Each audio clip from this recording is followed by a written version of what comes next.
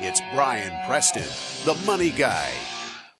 And this is from Preston. I just like that name. Oh, are we closing on my last name? Yeah, we are.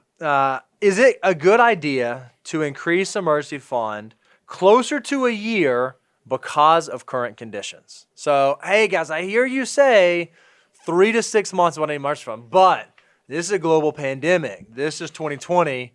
This time is different. Should I have a year-long emergency fund?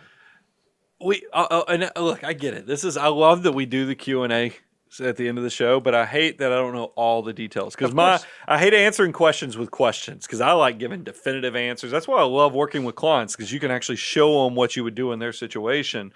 So here's the thing.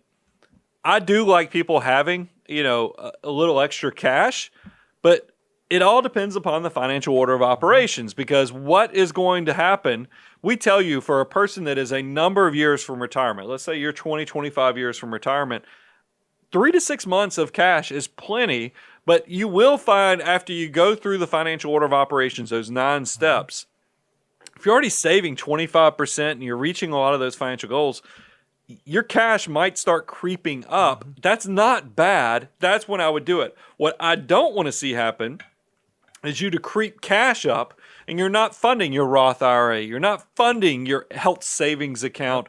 You're not, maxing out your 401k because you think, hey, I just went through this pandemic. I sure would like to have 12 months of cash.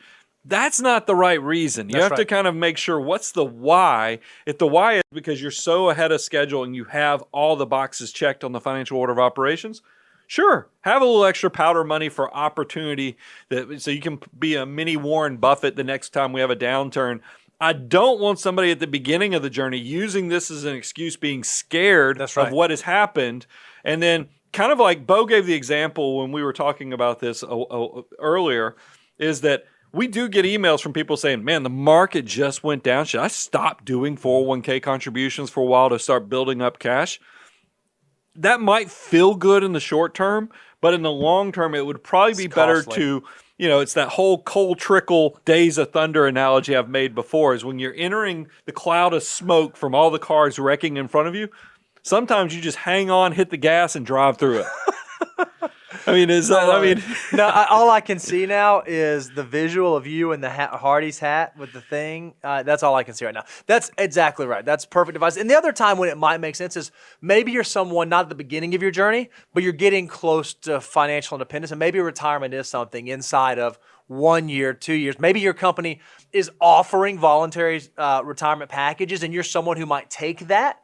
Yeah, then maybe it's okay, because you should be transitioning at some point from that 3 to 6 month emergency reserve to when you actually are living off those dollars to 12 to 18 months. So it's okay if that's where you are, but Brian's exactly right. If you're a young person, don't do it because you're scared, unless you've been following the financial order of operations. So here's something just to close it out. I'm stepping in.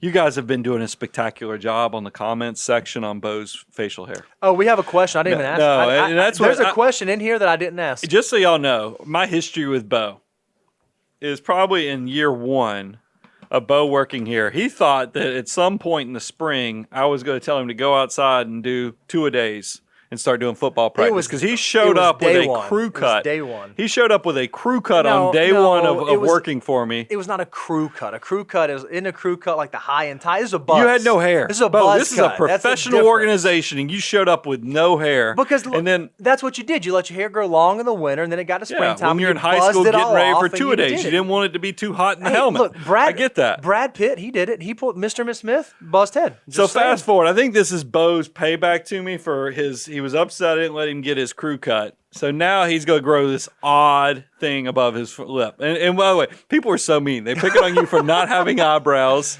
It's messed up. But you have this little scruff. I want it gone just like you guys do. But I just want to tell you, there's some camaraderie with you totally picking on Bo about that ridiculous stash. I'm hoping it disappears. Look, I know what the people love, and I give the people what they love. And if you love the mustache and you want to pay us back for all the glory that is this mustache, make sure you subscribe on our counter. And if you wouldn't mind, like this video, because I think YouTube really likes it when you let it know that you like us. If you haven't gone to check out the website, go check out the website, moneyguy.com. If you haven't checked out the Abound website, go check out the Abound website, aboundwealth.com. We love you guys. Merry Christmas. Thank you for letting us be part of your financial journey. You better just keep your wife away, because if she comes by the office, I'm going to talk to her, and we're gonna get this mustache situation fixed. Thank you guys, Money Guy team out.